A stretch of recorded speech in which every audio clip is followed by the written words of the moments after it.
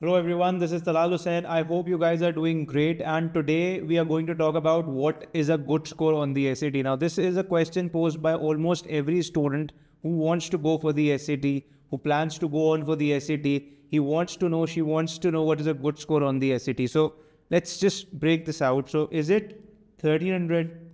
Is it 1400? Is it 1500? Or is it a perfect score? So what actually is a good score on the SAT? Right? So this is a confusion, because if I do not have a target, if I cannot pose on a score, if I do not know what is the score that I want to get, I can never work out the improvement that I need, and obviously in the long run I cannot work out the plan that I have to follow in order to get to where I want to go. So target is very important. So a score that I want, that I should have in order to get into my college, the college that I wish for, the college that I dream of, it's very important to know that score. But again, this is a question because this is subjective. You'll find many people talk about 1300 as a good score, 1400 as a good score, or some even talk about 1500 as a good score. And as a matter of fact, this is true, right? Because there are some colleges who won't take you even on 1400 plus, and there are other colleges who would give you an admission or maybe even a scholarship if you have a score of 1300 or more, right? So it varies. So because it varies, and because the answer for and the notion that a good score on the SAT is different from everyone, we should talk about, or we are going to talk about what actually is a good score on the SAT. So the answer, or the most for the most frequently asked question, the answer to this question is that it depends, right? So you might wonder, it depends on what? It depends on the college that you are applying for, right? So a good score, according to me, a good score on the SAT is a score that can get you in the college that you want an admission, right? So if a good score can get you into your college, if a score can get you into your college, that is a good score. So if 1100 can get you into a college that you want to, that you want an admission in, 1100 is a good score for you.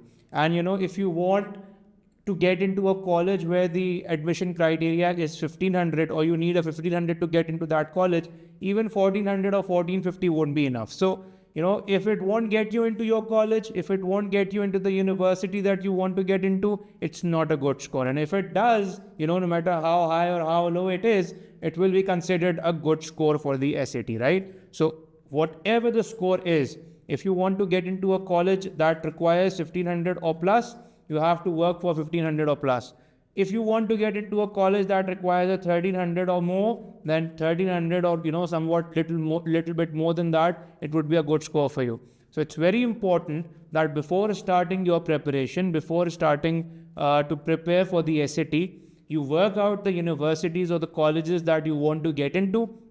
You carefully examine and scrutinize the scores that they want, that they offer admissions on, right? For example, if you want to get into the Ivy League colleges, you should know that you need at least 1520, 1530 at least to get into those colleges, and that again depends on the entire profile even after getting that score. And if you want to get into other colleges, 1400 or maybe 1300, 1350 would also work. So depending on your college, your score, or a good score on the SAT, your good score would vary. So I would say that a good score on the SAT differs, and a good score on the SAT is different for everyone, depending on the college that you want to go for. So my advice is, like I just said or mentioned, you have to scrutinize the college that you want to get in. You have to see the score that it requires to for an admission. Work for that score, see what your current score is, and